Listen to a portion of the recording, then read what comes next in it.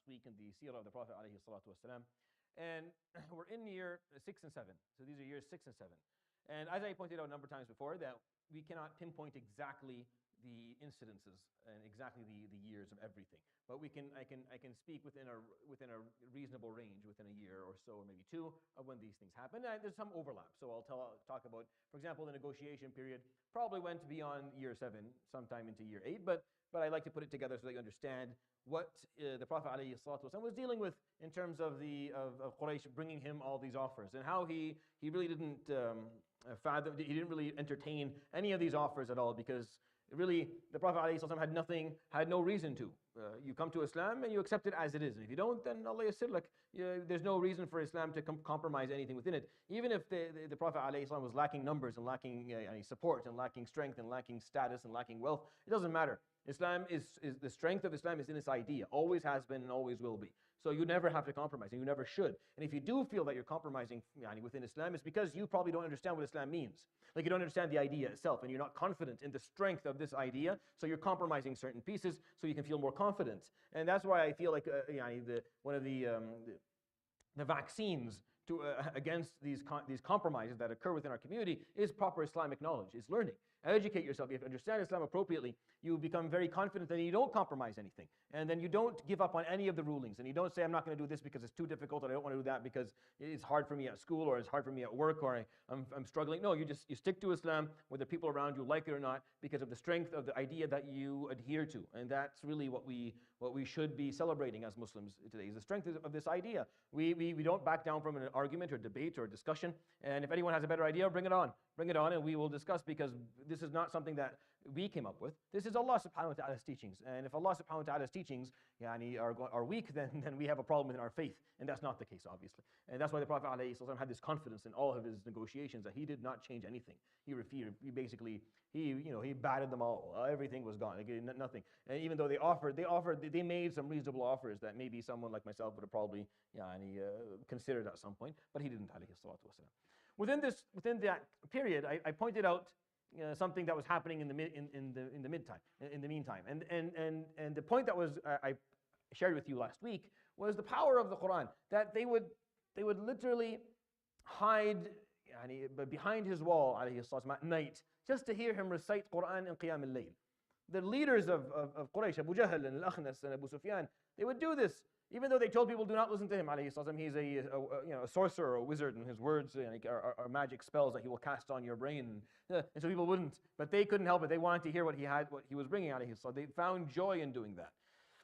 And when they censored him from doing it in front of the Kaaba, they regretted it, because now they couldn't hear, because he would at least come and recite in Isha or Fajr in front of the Kaaba. So even though they didn't follow in prayer, they could hear what he was saying. And that was at least something that, because they found joy in it. They found beauty in hearing the Quran. It's a beauty that we have omitted over the last number of centuries. We've kind of omitted that beauty and that joy of listening and hearing the Quran being recited, and allowing the Quran to actually seep and find its way through into your heart and actually enjoy what's being said. And the Prophet ﷺ and the Sahaba, that's how they were. They found beauty and joy in hearing the Quran being recited. And when he recited it, ﷺ, it came from the heart. And because it came from the heart, it reached the hearts of those who were listening to him. And really that's a big piece of when you read the book of Allah subhanahu wa ta'ala, is you want to read the book of Allah subhanahu wa ta'ala not with your tongue, but with your heart. And that requires you understanding a little bit of it, and also being in agreement with the message that this book is bringing, and recognizing who said these words and whose words these are. These are the words of Allah subhanahu wa ta'ala, and appreciating that will allow you to actually enjoy what it is that you're saying, what it is that you're reciting.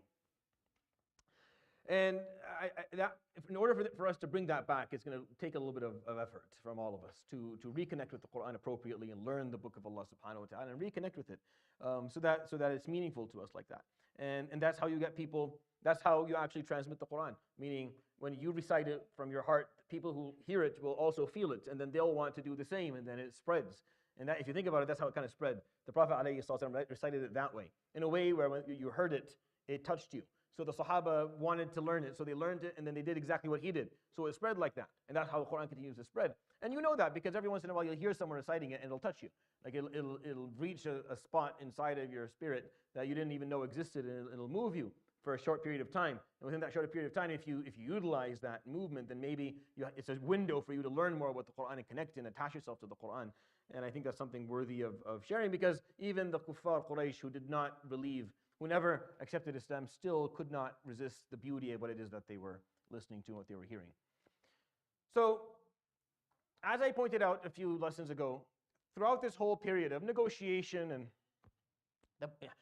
the persecution continued. The persecution of the Muslims continued, and the Sahaba, women specifically, like Zinnira and Shurayk and Ubays and Nahdiyah, were being mistreated, and some of them were being tortured and murdered. So the Prophet ﷺ had to come up with an alternative. He started to think outside the box. And this is something that you will find is unique to his character, ﷺ, that is very important in understanding his story, is that he was an out-of-the-box thinker. Like he would entertain ideas that no one during his era or time or space would even consider an idea. They would consider it a joke, and they would laugh out loud and then move on. But he would think seriously, ﷺ, about stuff like this. Some of his ideas like that would work, and some of them wouldn't.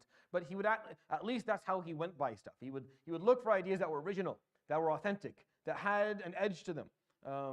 And I think as Muslims we have to kind of maybe start considering some stuff like that.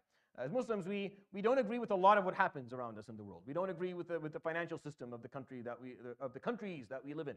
We don't agree with the political way of governance that exists. There's a lot of stuff that we look at and say, this is wrong. We have bank accounts, we have no way around it. But we know it's wrong, and we know it's not helpful. In order for us to get away from it, we need original ideas.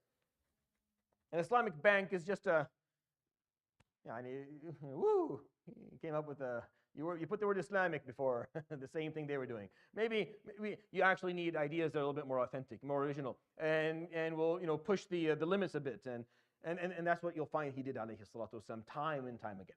And I can tell you that the story I'm going to share with you today is a fabulous example of that. He comes up with an initiative, alayhi salatu wasalam. So he seeks refuge in a place called Abyssinia, Al-Habasha. Abyssinia. I'm not sure did I put a there it is. This is Abyssinia, the kingdom of Aksum. It's I think modern day Ethiopia, Eritrea, parts of Somalia as well. It was a very big kingdom. From that kingdom came Abraha, the person who tried to tear down the Kaaba the year the Prophet ﷺ was born, right? They were Christians. They had accepted Christianity many decades or centuries before. Christianity had seeped to them from Egypt through Sudan, kind of coming down to that part. And they had built a very strong kingdom, and they were quite wealthy due to the agriculture and the rivers that ran within them. The Prophet ﷺ realized that things were not going the way he had envisioned them going in Mecca. Meaning when he started his da'wah, ﷺ, he had a vision of how this was going to work, what he was going to be able to achieve. And that's natural, because if you're on a conquest as large as the one he was on, ﷺ, which is taking this idea and spreading it to all the corners of the earth, he had to have a plan. And of course, his plan at the beginning was a selective period, 3 years, talking to people that he thought could build the foundation of the Islamic nation, and then spread openly, and then go to the leaders of the land and see who he can get on board with that. But that didn't work out. The leaders of the land showed a huge amount of resistance. This was something that he was anticipating, but at the end, you still don't end up anticipating how much you're going to get of something. Like, this is normal within any plan that you come up with. I know I'm going to get resistance. I know I'm going to get pushback.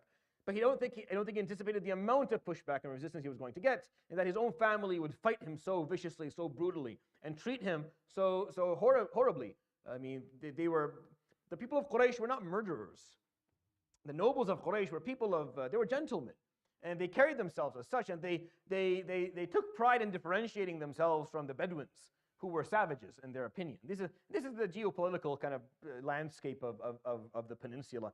But the people of Quraysh, the nobles, they carried themselves as people of class, as people of intellect. They spoke the proper Arabic. Many of them knew how to read and write. They were well educated. They had access to poetry and to poets, and they knew the poetry of the land. The Bedouins weren't like that. So they saw themselves to be that. So they started behaving in ways that was out of keeping what they would, which is they're torturing people, they're murdering people, they are excommunicating people, they are depriving people of clothing and of food and of wealth. which looked quite bad for them. But it was happening anyway. And the Prophet ﷺ, after 3 years of this occurring, decided that this was not safe. He started worrying about the survivability of Islam. This is an important piece. You and I know how the story ends. You know what's going to happen next. So it's like when you talk the story of Musa. You know what's going to happen next. You know he's going to hit the sea, and the sea is going to... You know that. He didn't. And whenever you read his story, remember, he didn't know. He didn't know what's going to happen next. He stood in front of the sea, had no clue what's going to come next at all. That's important so that you can actually benefit from the story. Because if you don't see that piece, then you're not going to learn anything. This is so you can learn something from the story being told. If you know the future, they didn't. If they knew the future, it's not impressive anymore. If the Prophet ﷺ knew his future here, there would be nothing impressive about it. It would be just, he just knows what's going to happen next. And no. Here, at least in the early years of his life, ﷺ, given towards the end of his life, ﷺ, Allah subhanahu wa ta'ala opened his eyes to knowledge that was going to come, and he shared a lot of that with us, ﷺ, before he passed away. But at the early years, no. He didn't know what was going to happen next. But that's what makes this story so valuable and so beautiful. And his way of thought and his courage and his strength, ﷺ, is something that is admirable because he didn't know what's coming next. So he didn't know that Islam was going to survive. He didn't know that Islam was going to eventually prevail. He didn't know that piece. And the Quran says that time and time again. فَإِمَّا نَذْهَبَنَّ بِكَ فَإِنَّا مِنْهُمْ مُنْتَقِمُونَ أَوْ نُرِيَنَّكَ الَّذِي وَعَدْنَاهُمْ فَإِنَّا عَلَيْهِمْ مُقْتَدِرُونَ فَاسْتَمْسِكْ بِالَّذِي أُوحِيَ إِلَيْكَ. Either we take you back to us, meaning you die, and then we seek revenge upon those who refuse our message, or we keep you alive long enough for you to see what is going to come of this message. This is what he was told in the Mecca Quran. You may live, you may not. Just do your job. You don't know this. So he didn't know if Islam was actually going to prevail, if he was going to be able to get Mecca on board. He still had hope in Mecca. Up till now, he still had hope in Mecca. Right? This is year number 6. He still had hope that Mecca and the people of Quraysh would turn a leaf and change their way of thought and actually embrace his message, alayhi salatu wasalam. But he was worried that there was too much persecution going on, people were dying, and he was worried about the survivability. He wanted, alayhi salatu wasalam, for there to be a second base. See, this is the beauty of it. He's going to move the struggle out, he's going to make it international. Up to now it's local, it's just in Mecca. He's going to take it outside. He's going to take the struggle with him and Quraysh to a different continent altogether, which is something that Quraysh was not anticipating by any means. This was probably the biggest surprise that they ran into, even more than the surprise of the trench. This was because it's so rare. Arabs don't leave their land. I can't even imagine how he pitched this, alayhi salatu wasalam. How he brought people around and said, okay, I need a bunch of you to go to Habasha. I need you to get into Arabs don't like the sea, for that matter, either. They're not sailors. They're the people of the desert. That's where they thrive. Put them in a boat, they're not sure exactly where to go. To get on a boat and to cross the Red Sea and to go to a land where it's very different, that is a huge, unless you're a merchant, a businessman that thrives on that, and this is what your trade has always been. It's very, very unheard. It's very weird. So it's unheard of for someone to actually pitch this. But he did, alayhi salatu. He pitched it to them, and he said, "I want some of you to go to Habasha, to Abyssinia." Well, why, ya Rasulullah? قال هي أرض صدق فيها ملك لا يظلم عنده أحد حتى يجعل الله لكم مخرجا مما أنتم فيه. Until Allah subhanahu wa ta'ala gives us a way out of the status or situation that we're in right now. See, he acknowledged, alayhi salatu, this was not good. This wasn't working. We're not achieving our milestones. We're not where we want to be. I have to think about what's coming next. That's what he's trying to say to himself, alayhi salatu. I need to figure out what the next steps are going to be. It's not safe for us all to be in one spot. We have to have some people outside. In case this doesn't work, there's another base. In case we all have to leave to go somewhere else. This is the idea, that if we're spread into 2 places, then this gives us a little bit more safety and security. If this doesn't work here, then we pick up and we come to you, or vice versa if that doesn't work where you are. But for us all to be in one space or one place, that gives the risk of us being destroyed all at once, because Muslims right now are everywhere. So if our community, la samahullah, is wiped out, there's other communities. Islam continues, doesn't die off. But back then, you're talking about a very small amount, 300 Muslims, tops. A very small number of people. 6 years in, we didn't have a lot. The number of Muslims, by the way, it grumbles along. Like the graph grumbles along, and then it just skyrockets when Hudaybiyah comes along. It just goes like a straight line within a year. It grumbles along really, really slowly for a very long time. So 300 people after 6 years is a very, very low number, mind you. And a lot of them a lot of these people were very weak, and I'm not saying weak physically. What I mean is that they were of a low socioeconomic status. They came from slavery backgrounds. They didn't have a lot of money. They had no status. They had no protection. Like this is a lot of them, at least half of them, if not a little bit more.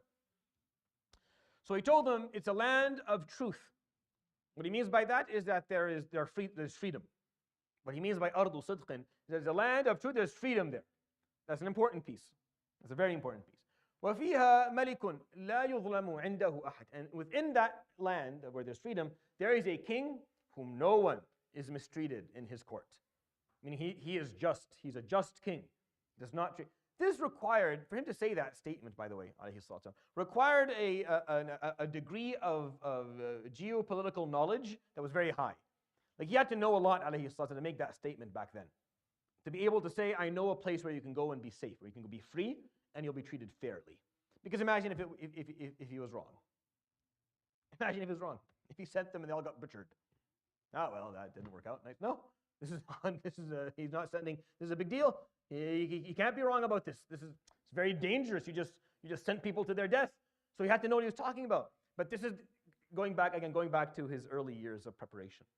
Right? Remember I told you like months ago, when he was 8 and 9, and he would sit there with his grandfather, right, on his abaya, and his grandfather would meet with all of the leaders of the land, and he would sit there listening. And his grandfather would always point to him and say, this kid has a future. Because kids that age, 7, 8, they're all over the place. They're running around looking for balls to play with and friends. They don't care. They're not listening to what's being said by grown-ups. The Prophet ﷺ at that young age was sitting there, he was listening. He was all ears of what was being said. He was learning things. This knowledge later on would serve him when he understood the politics of the land and how things work. He knew. He knew something about a country that existed in a different continent, the reason I tell you this, the reason I share this with you, is because I don't want you to think or to imagine that the Prophet ﷺ was somehow someone who was naive, who was just sitting in the masjid all day long with the masbaha.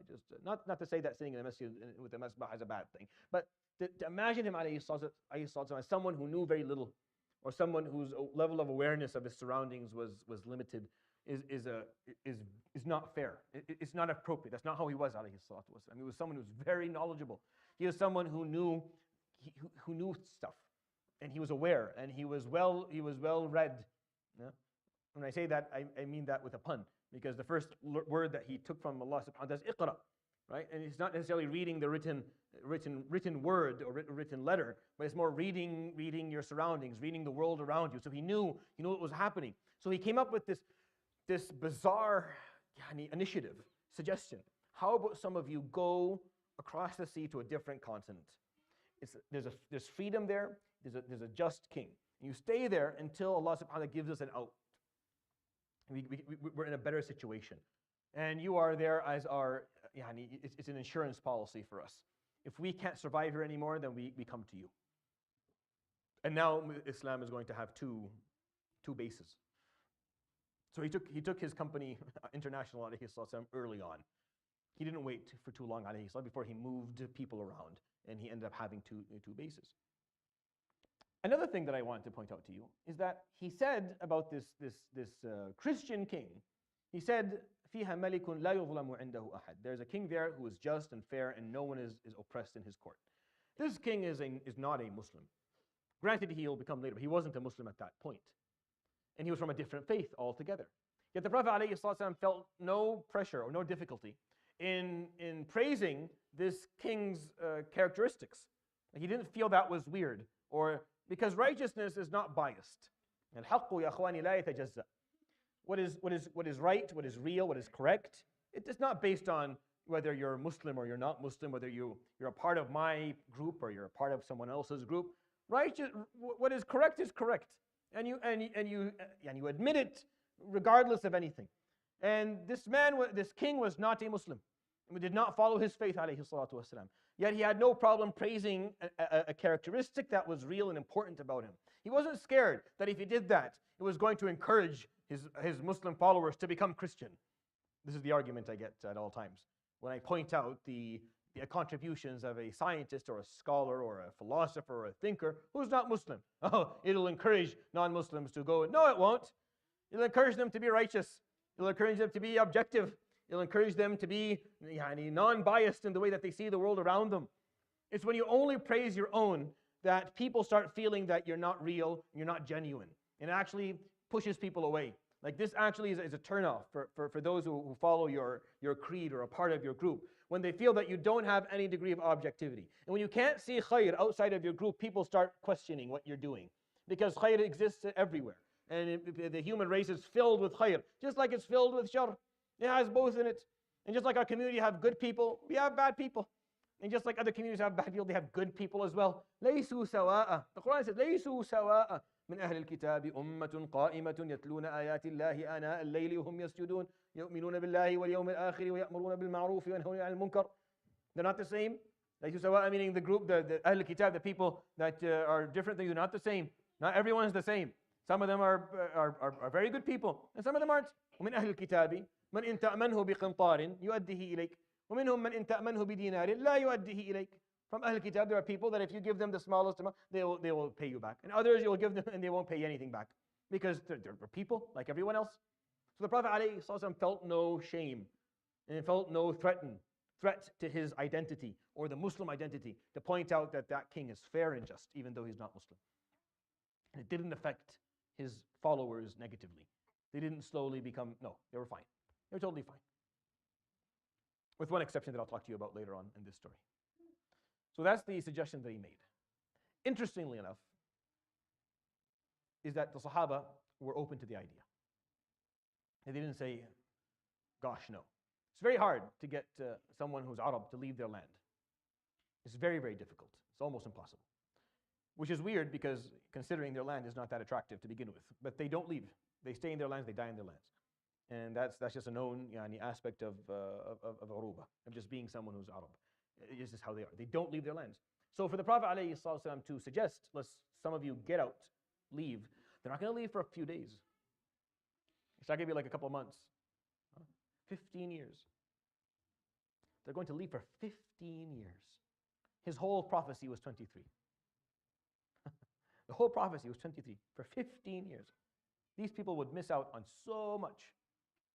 They'll come back in Khaybar, just before Khaybar, or just after Khaybar, sorry. The Prophet ﷺ would say, لا أدري بأيهما أفرح أكثر بعودة جعفر أم بفتح خيبر. I don't know which one I'm going to be happier about, the return of Ja'far and the people who are with him, or the conquer of Khaybar, or the conquest of Khaybar. I don't know. Okay, it's going to be a big deal. It's a huge sacrifice from these people. They're going to sacrifice being with him, alayhi salatu wasalam. Sacrifice learning certain basic aspects of Islam. They're going to come back and they don't know what a masjid is. They're going to come back and adhan. They've never heard that before. They're going to come back and Jumu'ah is not something they knew about because this wasn't Shara yet. Their understanding of Islam is, and what they're following is very simple. It's certain salawat in a certain way. They'll come back to salawat are different. They're named differently. They function differently. The amount of Quran that has been revealed over the course of this amount of time is going to be very. So it's not something simple. So before I continue to show you how difficult this is, let's answer some questions here. Oops. So why not somewhere in Arabia? Why not send them somewhere in Arabia, outside of Mecca, outside of Quraysh, to maybe a different city? Any ideas? Quraysh would find them.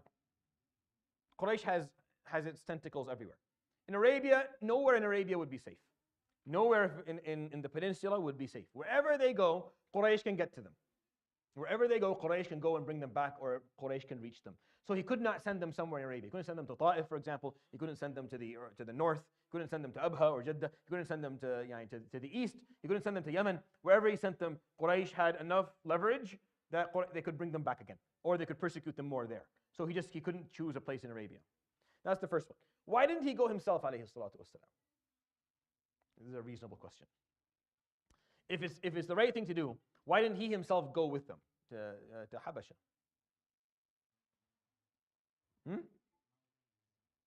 A good point. He wasn't given the permission to leave, but he didn't even seek it. He didn't seek permission. He didn't try. If he were to go, had he gone to Habasha, he would have ended his hopes of ever being able to spread the message in Arabia. He would have ended his hopes of ever being able to do that. If he, the grandson of Abdul Muttalib, went to the land of Abraha, who tried to tear down the Kaaba, he would have been seen as a traitor for the rest of his life. Understand? Had he gone even to visit, even just to make sure the Muslims are stable, had he entered the land of Abraha, who tried to tear down the Kaaba, as the grandson of Abdul Muttalib, they would have never let that go. That would have been the only way he would be remembered, alayhi salatu wasalam, that he went to the enemy. Because Habasha was, in general, seen as the enemy, who no one historically had tried, who had brought an army, a sizable army with elephants in it, with the intention of destroying the most sacred thing that the Arabs had, which is the Kaaba. No one had done that before. So Arabs had enemies, but not like Abraha. No, Abraha was a different level of an enemy. So the Prophet ﷺ, for him to go there himself was a problem. He couldn't go there himself. That was going to be, they're going to play that. They're going to have a heyday with that. That was going to be impossible for him to ever shake that off in his life. So he didn't go. However, he didn't have a problem sending the Muslims there, to a country where enemies had come before. Like enemies had emerged from this country before. He didn't have a problem sending people there. He sent them there, no problem. Why? Because there's someone who was fair there. فيها ملك لا يظلم عنده أحد. During this time, when the Prophet ﷺ was preparing the Muslims to go to Habasha, 2 surahs of the Quran were revealed to him, ﷺ. And they're very appropriate, and I think they're worth kind of remembering. Surah Al-Kahf and Surah Maryam, right before. These are the last 2 surahs that the Muslims who went to Habasha heard, and that's what they memorized on their way there. Very appropriate for a couple of reasons. Number one, they're going to a Christian land. They have to have a proper appreciation of the prophets that they know about. They have to have a proper appreciation of Maryam al-Adra al-Batul alayhi salam, and of her son Isa, Ruhullahi wa kalimatuhu alqaha ilayha, and then also the prophets that they believe in. That's why if you go to Surah, if you study in Surah Maryam, it's not just the story of Maryam and Isa. It's the story of Yahya and Zakaria and Ibrahim and his father and Ismail and Musa and Harun and Idris. All these names exist in Surah Maryam. And this is so that they have some education on the culture of the people that they're going to visit. They had to be, it's like the Quran is here's some culture. We're going to culture you a bit so that you go and you're not completely, don't come to people with no understanding at all of their backgrounds. This is very rude, by the way. And people notice that. Like if you enter someone's house and you know that they're from a certain background and you know nothing about it and you think it's cute. Oh, I've never heard this before. Oh, I didn't know that existed. It's not cute. If you knew what they were and you went to their house with zero education on what their background is, that's on you. And it's not funny and it's not nice. And you don't get like a free, well, I don't know, it's new to me. I know it's new to you. There's, you heard of Google? Yeah, just punch in the name. You'll get a bunch of information. You'll know something about these people. Know things about people. It's a show of respect. I don't think it's cute when non-Muslim people know nothing about Islam. And I don't think it's nice. I don't think it's, I don't appreciate it. I find it very, why don't you know anything about Islam? You've heard about Islam, you've known about Islam for over 20 years. You did not have a half an hour of a day for the last 20 years to look into this a little bit, just to know something about it, instead of just accepting the ongoing propaganda that the government that you know is always lying is giving you. See, it's funny how we know the government is lying about everything, but when it comes to Islam, people believe it. So one of the weirdest things, speak to a non-Muslim person, they'll tell you the government is lying about everything. And then when it comes to Islam, no, that's why. Why would they tell you the truth about this? And if they lie about everything, why would this be truthful? Anyways, it's not interesting. It's not a nice thing for you to go to people who are different than you, culturally or religiously or racially, or in terms of their norms and habits, and for you to know nothing about them. No, you should know. So the Quran was revealed. Maryam was sent, the Surah Maryam. So now the Sahaba had a better understanding of the story. And Surah Al-Kahf. Surah Al-Kahf has the story of Ahl al-Kahf, which is also a group of Christian young men. Had the story of Musa wal-Khadr. Had the story of Al-Jannatain, which are also true Christian men, and the story of Dhul-Qarnayn, who was a very known historical figure that almost all cultures around the world knew about, except the Arabs. They didn't know much about Dhul-Qarnayn, so for them it was a bit of a new thing. So the surahs that were revealed were preparing them from a cultural perspective to go to a new piece of land. And there's more.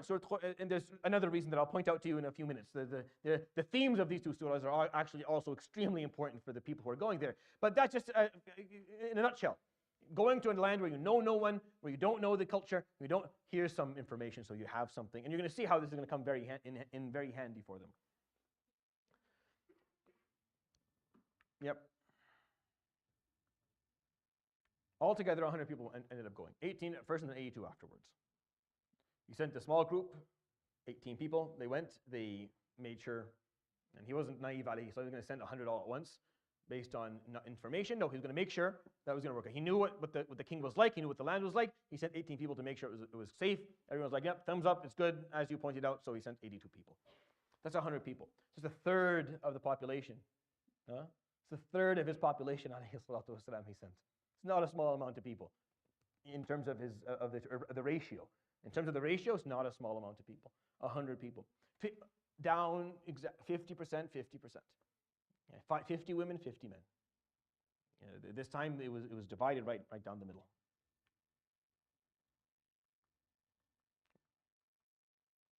All right.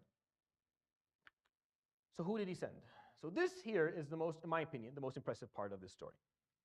After the fact that he actually even thought about doing this, because no one in the history of the peninsula, in the history of Arab, had ever thought of something like this. That they would send some of their people to a different continent, in a different country, to a different culture. Not only are the people of Abyssinia Christians or different religion, they're also a different language. They speak a different language. And they're a different culture, and they're a different race. They're a different race of people. So they're racially, culturally, religiously, traditionally, all of that is different. So you're sending the Muslims there to basically to people that they don't speak the same language. Everything is different. So it's not a simple move at all. But he did it, alayhi salam. They were willing to do it. He sent some of the most respected and revered Muslims he had. He sent his own daughter Ruqayya and her husband Uthman ibn Affan. Uthman had no reason to go. Uthman had no reason to go. What do I mean by that? Uthman was never persecuted, ever. All throughout the story of Islam, no one ever touched a hair on Uthman's head, ever. All I tell you all these stories of Bilal and Ammar and Talha and Mus'ab and what they went through.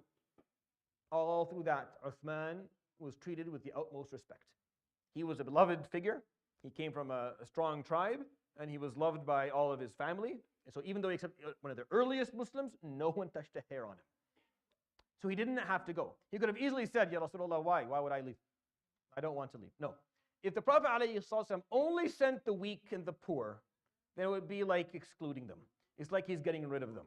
It's like they're a headache and he wants to get rid of them. And the king over there in Abyssinia would not respect it. That, what did you send me? You sent me the ones who have nothing. You sent me those who have no skills, who have no wealth, who have no status, well, this is not, so they'll probably be persecuted even more. And for the fuqara, for the weak and the poor, for them to be sent alone feels like they're being abandoned. Feels like they're being excommunicated or removed altogether. So he didn't. He sent some of the most prominent people. He sent Ja'far ibn Abd al-Muttalib. Ibn Abi Talib. Ja'far ibn Abi Talib, the son of Abu Talib, was also someone who was never persecuted. Abu Talib's children were never touched. Abu Talib was so respected and revered that his children were always fine. Aqil and Ali, and they were fine. So Ja'far had no reason to leave. He was the grandson of Abd al-Muttalib. So he sent some of Uthman ibn Mad'un. Uthman ibn Mad'un, one of the most wealthy Muslims in Mecca. They didn't have to go, but they went anyways. Not only is it a message the Prophet ﷺ was sending his followers, that I don't discriminate, and I'm not throwing you away, and I'm not abandoning you. This was important see, within a community, if there's a group of people who don't feel like they are as valuable as everyone else, with time, they retreat. With time, they remove themselves. With time, they may stay Muslim, but they don't see themselves as a part of the community anymore. This is 100% a problem that we have. This is for sure a big problem that we have.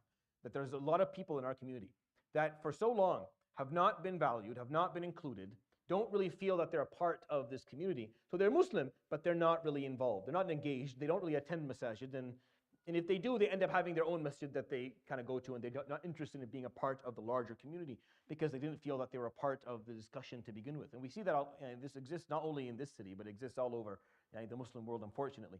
The Prophet ﷺ went out of his way to make sure that wasn't going to be the case.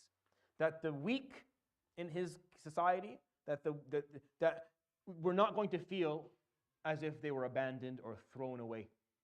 So yes, he was doing this to protect them, He told them that I want some of you to go so that you're not persecuted, so that you're not going to continuously be tortured and killed. But he didn't send them and abandon them. He sent with them his own daughter. If something that he's accepting for his own daughter is something that he accepts for everyone. If you're willing to put your child in it, then it has to have what? He sent Habiba, Ramla bint Abi Sufyan, the daughter of Abu Sufyan. No one said a word to Ramla all her life. She is the daughter of Abu Sufyan. She was Muslim, but no one, and this is why Quraysh flipped. When this happened, the reason that Quraysh, the leaders of Quraysh lost their minds is because he sent some of the most prominent names. He sent people of nobility, people of status and respect. They didn't care about the slaves he sent, alayhi salatu wasalam, because they're racist. They don't care. They didn't care about the slaves, but they couldn't believe that he had sent Al-Abbas ibn Ja'far ibn Abi Talib. He couldn't believe that he sent these people of this status. This was a big problem for them. But he did it to make sure that the weak and the poor didn't feel abandoned. And he did it to make sure that Najashi, the king of Habasha, didn't feel that the Prophet ﷺ threw to him his weak and, no, I sent to you some of the most I sent you my daughter. Because the king of Abyssinia doesn't know the Prophet ﷺ yet. He is going to get to know him. When he finds out that within the group is the Muhammad's daughter ﷺ and his cousin and son-in-law, that's going to make him respect this group, right? So it's very meaningful for him to do it that way. This is important. This is important. We can't go out of our ways to segregate groups of people. I tend to sometimes do this. I'm guilty of this. Mostly because I'm trying to lessen the amount of headache that I have to deal with afterwards. Or we try to separate groups that are don't get along. We try to keep them away from each other just so that I don't have to sit down and listen to people complain for hours upon hours afterwards. But it's not the right way of going by stuff. I admit that it's not correct. The correct way for us to function as Muslims is that we bring people together and we help educate every group about the other one, about the differences that they have, the cultural differences, their understanding of Islam, their practicing of Islam, and building some degree of tolerance and respect amongst those groups so that we can function as a community.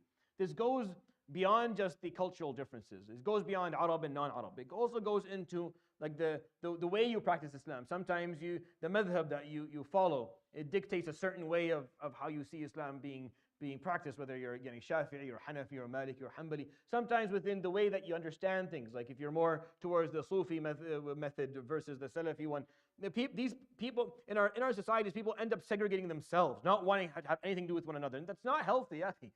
It's not healthy at all. It ends up as if we have more than, we end up having, instead of having one Muslim community, we have 50.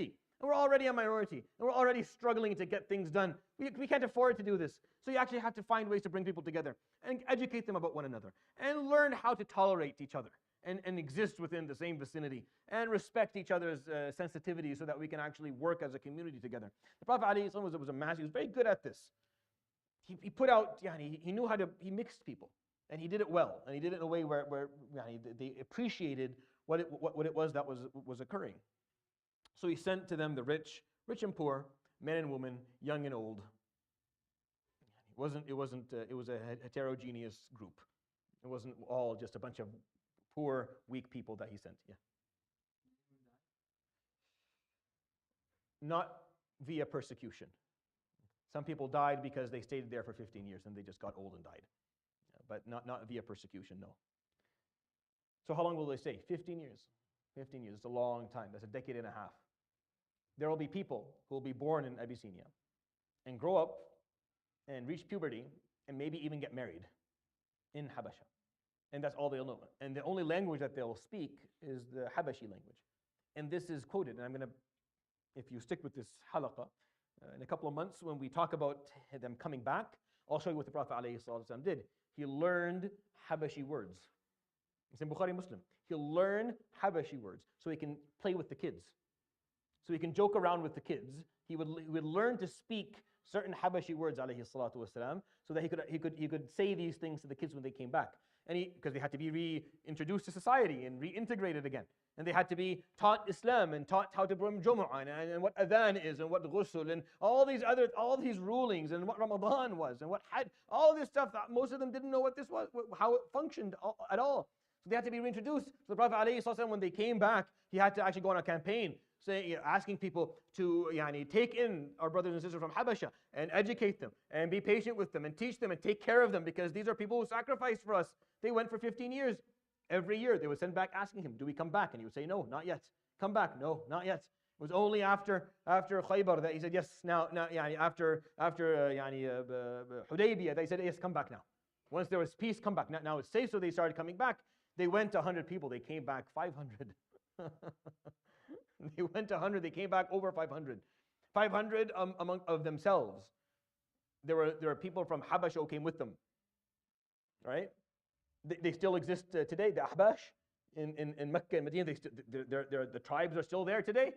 The people who came from Habasha, because the Muslims who went from Quraysh, they obviously got married and had children. So they went to 100, they came back 500, but then they brought with them all these Habash people who accepted Islam, who wanted to be a part. Now the Medina looked different.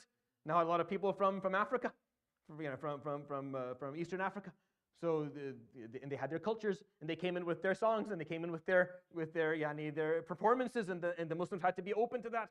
And we have stories of this where the Prophet ﷺ would have Aisha watch them do their dance with the spears in the masjid, and them standing in front of the Prophet ﷺ singing to him in Habashi. And he stood there smiling, not understanding a word of what they're saying, and then asked, what are they saying? And he would say, they're saying, Muhammadun rajulun salih, Muhammad's a good man. And he would smile as they sung for him, and he stood there listening to it. He doesn't know this rhythm. He doesn't understand a word. And he's just, bobbing his head, entertaining the fact that they wanted to do that. But this happened. This is important to understand. The reason that I'm taking time with this, and I'm not trying to bore you, is because I can't imagine a situation within the prophetic story that is more similar to our story than the Muslims in Habasha. To me, that's the closest we've got. We are not like the people in Mecca. Don't kid yourself. I like when they say, we're the Meccan period. No, you're not. What do you mean you're the Meccan period? No one's persecuting you. Look at this. This is the most da'wah I've done in my life, and I lived most of my life in Sham. I wouldn't imagine doing this much da'wah. I wouldn't imagine. Running the number of halaqat that I run, I would be like in 50 jails. I would be so deep in jail that no one would know not even the person who put me in jail would remember where I was anymore. This is impossible. So no, we're not persecuted at all, nor are we harmed within our faith. So it's not Mecca period, and it's not Madani period. We don't have our own state. We don't have our own governance.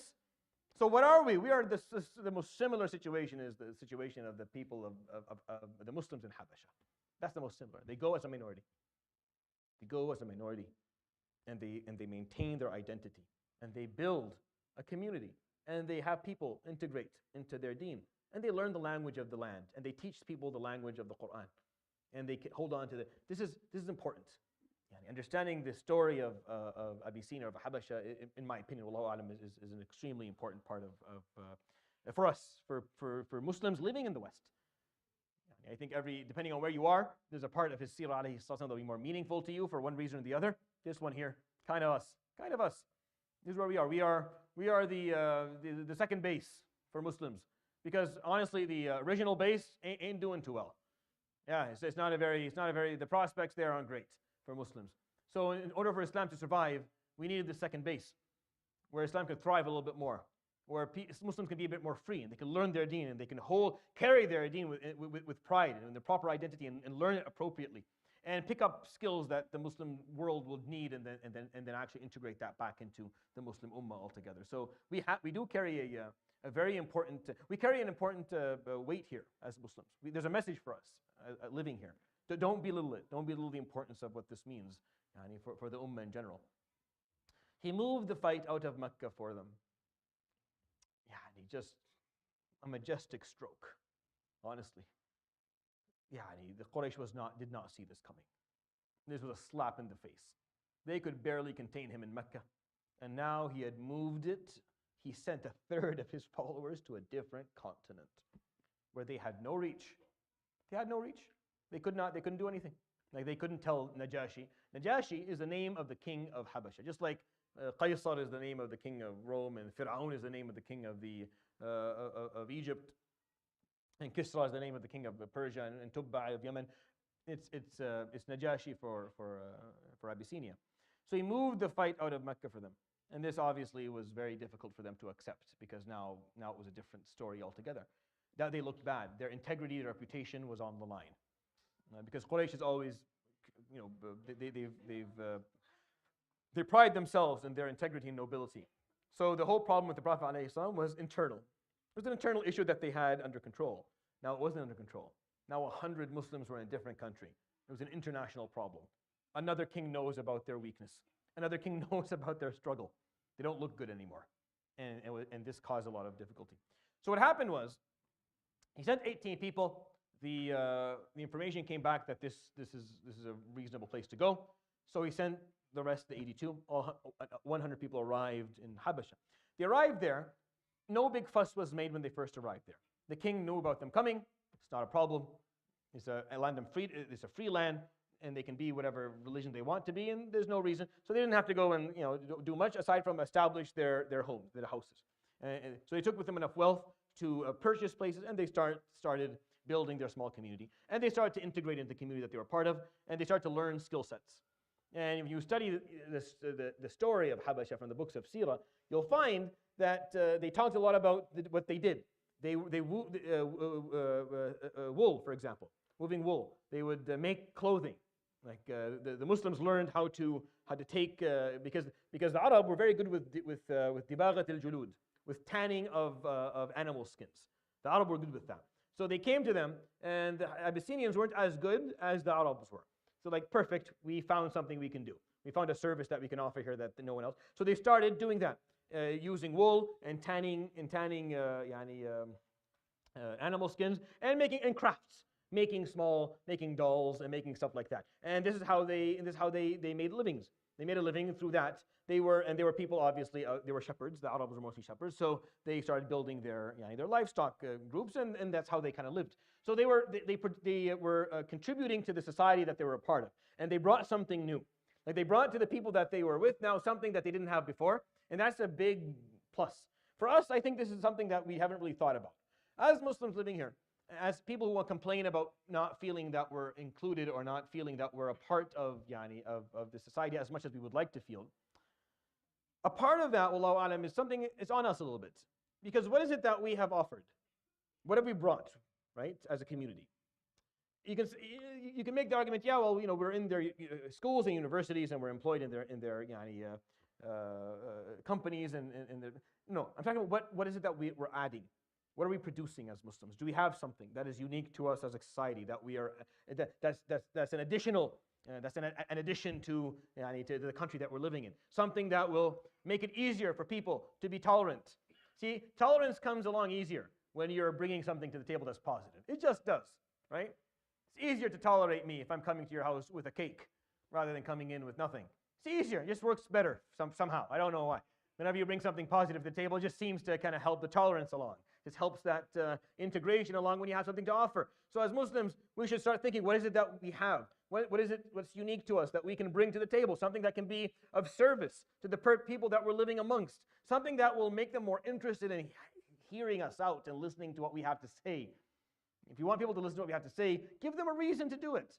I don't think we've done much of that. We've just came in, took jobs, bought homes, lived quietly. We're happy with that. We're surviving. That survival mentality is killing us, wallahi. It's absolutely ruining us. My deepest apologies out to my generation and the one before me. But your survival mentality and perspective is just really is very toxic. It's not helpful. It's not helpful. You need people who are willing to take risks and think outside of the box a little bit. If the constant way of looking at things is just surviving and keeping status quo and not rocking the boat ever, we'll never go anywhere. We'll never achieve anything that has any weight to it at all. So they went there and they started building their community a little bit, and they had something to show for it, and things were going really well. Quraysh found this to be extremely offensive. They took more offense to this than they took to anything else. They started persecuting the Muslims in Mecca way more than they did before. So people stayed behind. That's where people died.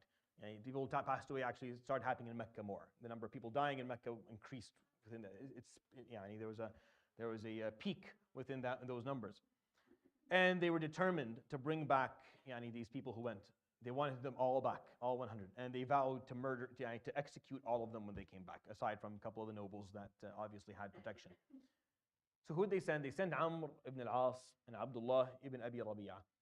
These two gentlemen, aside from being amongst the high noblemen of the land, they were also well connected. Amr ibn al-As had traveled so much on business and on conquests that he knew almost every king within the region.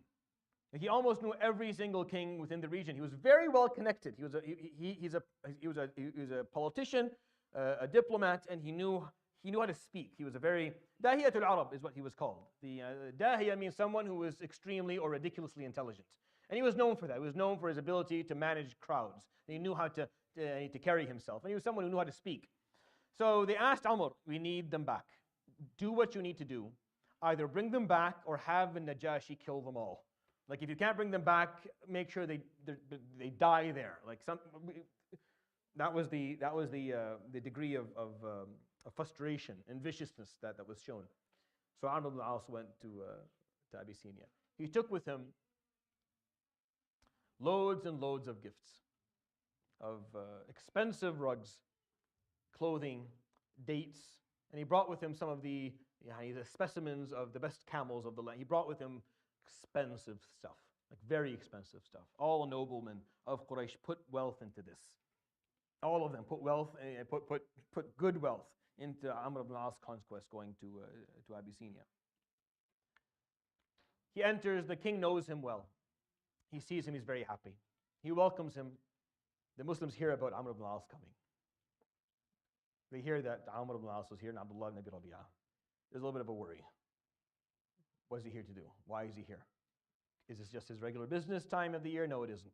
He hasn't come here for a year. He hasn't been doing business here for a while. What is he doing? People are worried. They're not sure what to expect, but they're worried. So they're meeting, they're talking about what they need to do. Amr ibn al-As, he walks into the court of the king. The king is very happy to see him. He welcomes him. "My friend, come." He sits him beside him. Amr ibn al-As is showing him all of the gifts, all the expensive stuff that he brought him, the camels and the rugs and the clothing and the dates and all the other stuff that he has. And he's given, of course, all of the gifts for the courtsmen, the consigliers of the court of al-Najashi. All the Batariqa are getting their gifts, so they're all sitting there happy. Now he has set everything up very reasonably to get what he wants. It's not enough just to take care of the king. You have to take care of everyone who's in the king's court. And the courtiers have to be taken care of. So he did. He made sure they all were happy and sitting there. So he began. قال أيها الملك. Yes. Can I do that then?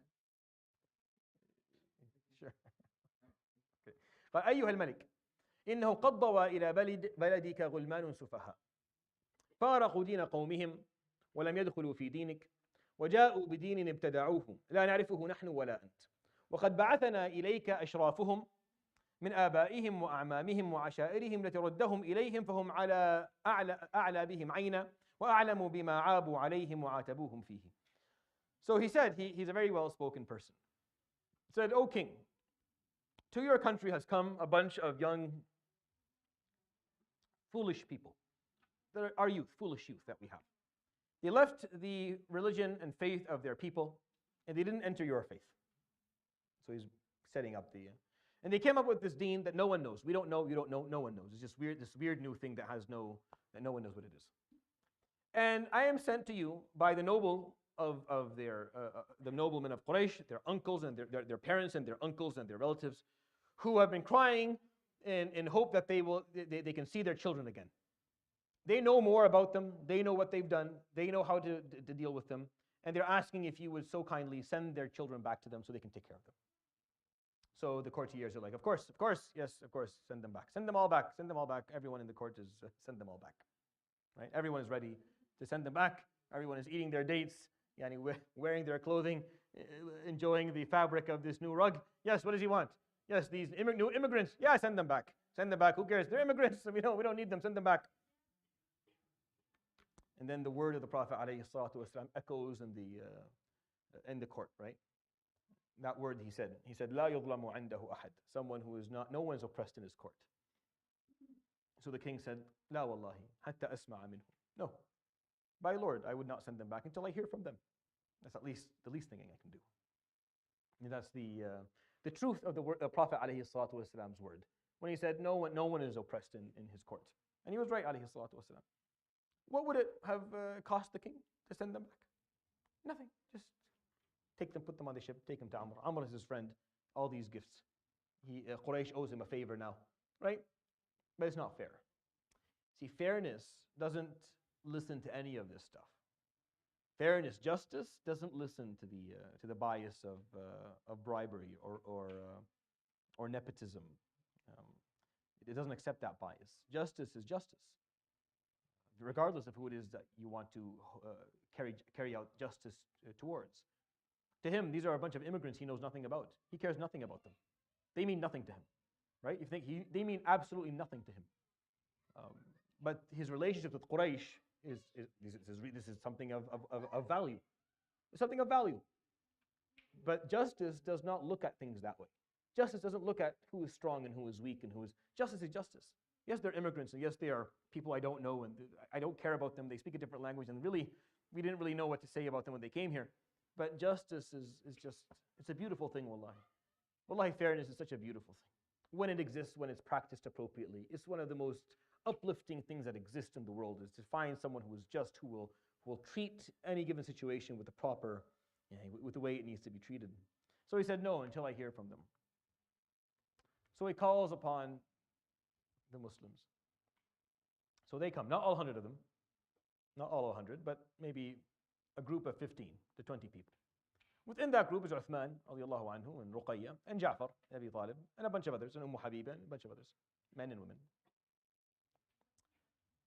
So he calls upon them, and they come to his court. And he said, and of course they've been worried because they heard that Amr is there. They see Amr ibn al-As sitting up there. They see Abdullah ibn Abi Rabi'ah. And Amr ibn al-As is looking at them. He has that look in his eyes, and they knew what he was there for. And they knew what was coming next. Once they walked into the court and they saw the setup, they saw Amr sitting beside the king. And they saw all of the gifts. They kind of had in a sense that this is not good. This can't be good. And they could see Amr just saying, I know, what did he come? Just wait until we get on the ship together. We'll see how this is going to work. So the king begins. قال بلغني أنكم تركتم دينكم ولم تدخلوا في ديني وقد جئتم إلى بلادي فماذا جاء بكم وما الدين الذي اتبعتموه. It's brought to my attention that you have this new faith that is unheard of, and it's not ours, nor is the faith of your own people. And you've come to my country. So I have two questions for you. What brought you here? And what is this new faith that you're following? This is the question. So as a group of 15, they had to quickly group up and decide who's going to speak, because you can't have 15 people speaking at once. See, it's important. It's important that you're organized. And it's important for any given group to have some degree of leadership and to have some degree of organization amongst them. A group that is not organized and has no leadership will fail. It will fail every time. And if the Najashi asked this question and said, so what brought you here? What's your deen? And everyone started talking at once, like, just take him. Take him, ya akhi. Just put them in the, what is this? Everyone's screaming, and I don't understand a word that they're saying. Take him away. Right? Like us. Exactly like us. Ever attend like one of our town halls? Attend a meeting in a masjid where there's a town hall or something? Ever seen how we behave? Seen the screaming and the yelling and the mistreatment and the rudeness and the booing and the cheering when people are trying to discuss something of logic and merit of some sort? It's embarrassing. It's embarrassing. It's embarrassing how we allow ourselves to behave in ways that lacks any degree of just basic etiquette, just basic ihtiram. You don't like the person's opinion, so what? That's life. Get over yourself. You don't like their opinion. Argue against it in a way that's respectful. I've attended, I stopped attending these meetings. I don't attend them anymore. I can't attend them, because when I attend them, what happens is so bothersome to me that I get physically upset.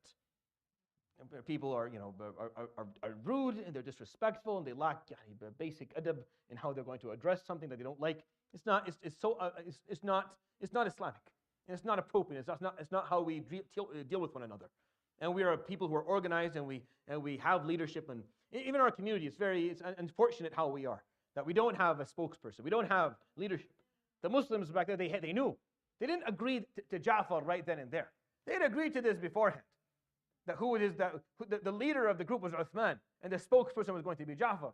But they still took a moment and made sure everyone was on the same on the same page before it. They had organization amongst their ranks. You have to have some degree of organization, ya ammi. We have to have some degree of leadership amongst us, or we're not going to survive.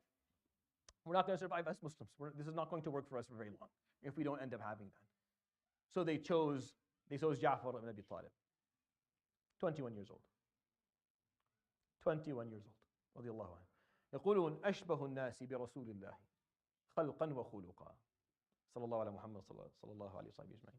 That Ja'far was one of the most similar people to the Prophet عليه الصلاة والسلام in the way he looked and the way he spoke. And he looked very much like the Prophet عليه الصلاة والسلام. To the point where sometimes people later on, when he came back to would mix them up. People who did not know the Prophet عليه الصلاة والسلام well would see Ja'far and think Ja'far was the Prophet عليه الصلاة والسلام. He had to redirect them. That's how much he looked like him. رضي الله عنه. And he's his cousin, obviously, so it's a good reason. And he is someone who learned from the Prophet عليه الصلاة والسلام directly. So he's going to speak on behalf of the Prophet عليه الصلاة والسلام. That's number one. Number two, he has to explain Islam in two. How long do you think the king is willing to listen? All right, king. Let me start with the salat. So we have Fajr, it's 2 rak'ah. And then Dhuhr, which is around noon time, is 4. And then yeah, we should do this in congregation if possible. And then we have Duha like between them. And then you do Asr. And after Asr, you shouldn't pray anything. You know, the sun is like it's 2. And then you have Maghrib, and we do that, and you read out loud. And the king, what are you talking about? What is this?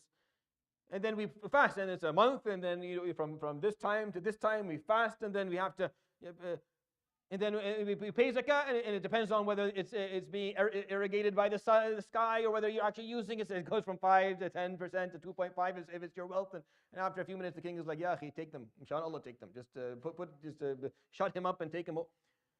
You have to stand there and present Islam in 2 minutes. You have to argue. You ever heard of an elevator talk? The elevator talk. Right? There's a very known thing where if you have a pitch, you sometimes you can't get time with the person you want to pitch it to, so you wait for them to get into an elevator. You get in with them, and now you have a minute it's an elevator pitch. You have to pitch the idea quickly before he gets to his floor, right? So you have to have your points clear. You have to be articulate.